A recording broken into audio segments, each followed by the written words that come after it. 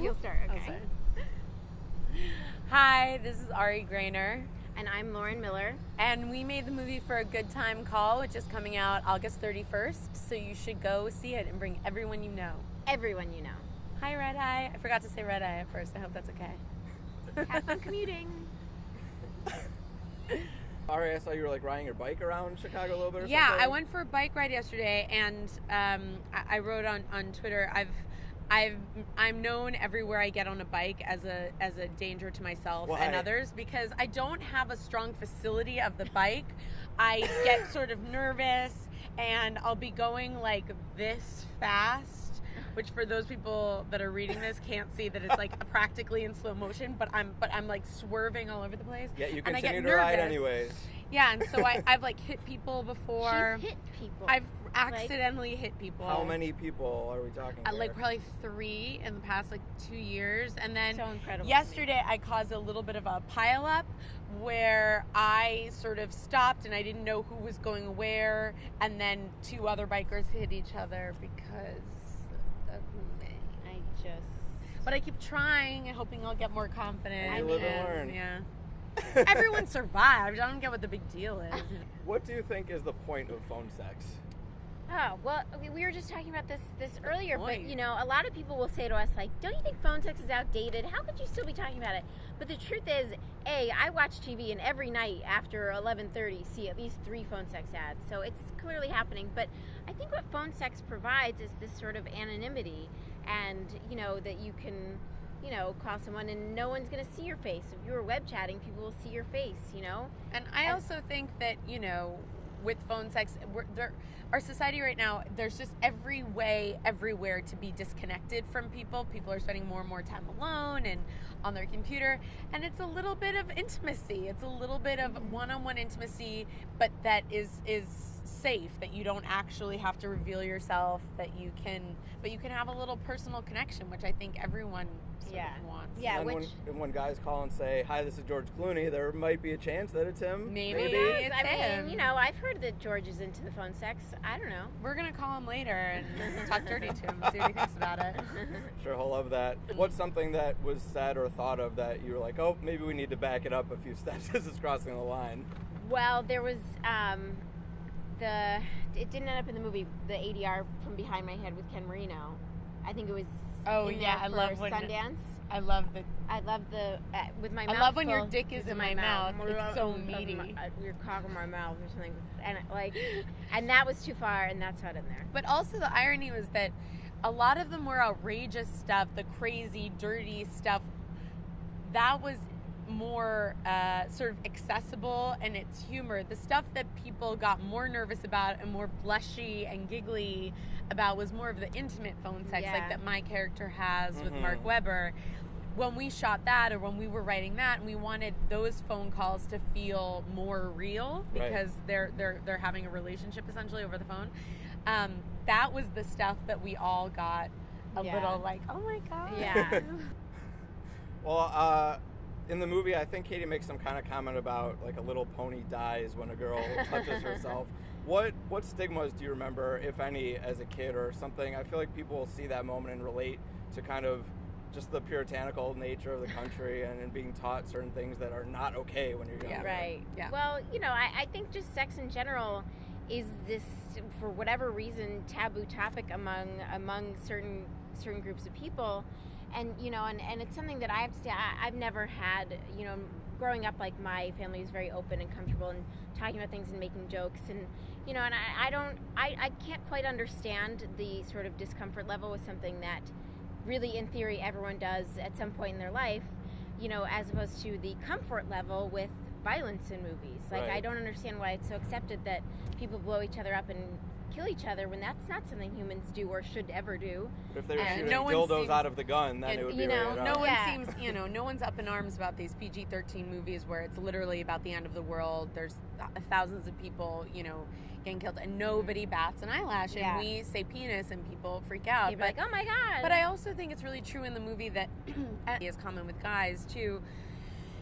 Often want to project a certain thing. I think there's this kind of stigma where girls want to be seen as sexual and as desirable, but I think a lot of women, that especially sort of with the world of porn and all these things, want to seem more sexual than most really are. And I think that's sort of the interesting fun thing about Katie, or even Katie's surprise that Lauren is actually masturbating, that Katie has such bravado, but in fact has, I think, a lot more issues and insecurities about it than people would ever imagine. I found that to be true with a lot of very sexually vocal people.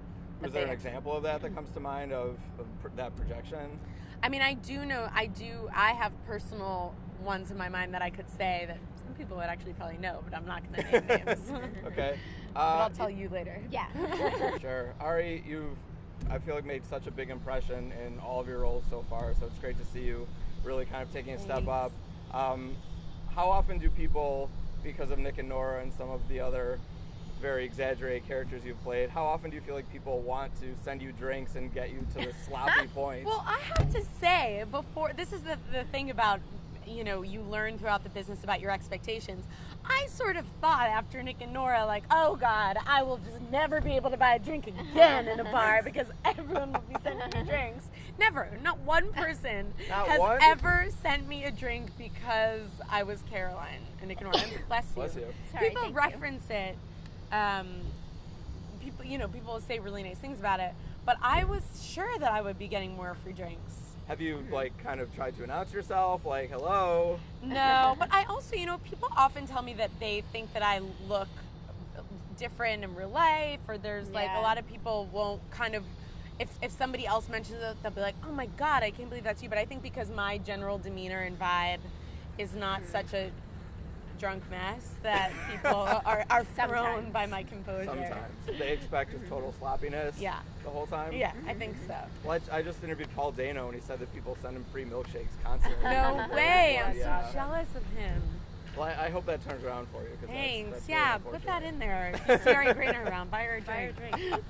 What about a movie that I think some people will go to for a good time call and kind of giggle or blush a little bit at certain things? What's a movie that gives you that experience? No, it's hard to make me blush. Stuff like that. I'm trying to think.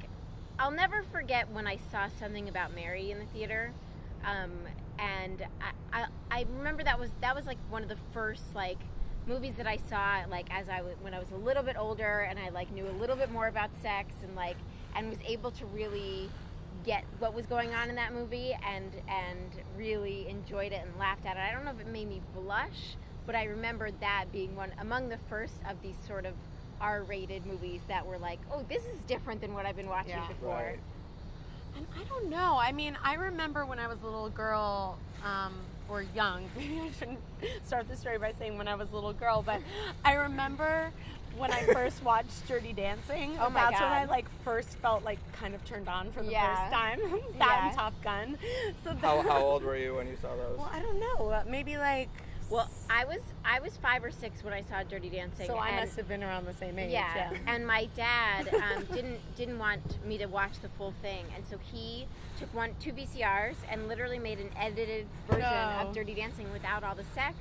And I didn't know. There's no sex. It's just dirty dancing. Even so, well, and I mean, because it was the part that I remember thinking oh my God, and felt my face flush and my body tingle a little bit, was, when they start dancing and he takes off her shirt and you see his hand on her back with her bra. That happens in there? No. Ari, you also did Dear Roommate, so you certainly have plenty of experience with uncomfortable roommate situations. What's the most difficult roommate experience you've had in real life, and how did you resolve it? Well, my freshman year of college, I had a gigantic art history test at 9 in the morning, and my freshman year, first semester roommate, who was not the most considerate person in the planet, brought a guy back to our little, 6x6 room, and I remember being awoken at 3 o'clock in the morning and they were making out and whatever.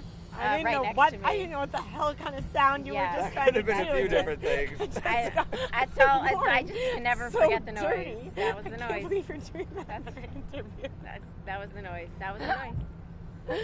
I really lucked out. I'm an only child, and in college I was given a single, and then I lived with people for 2 years that were my best friends, and we had a really fun time, and then I lived alone or with a boyfriend. So I've never really had a bad roommate situation.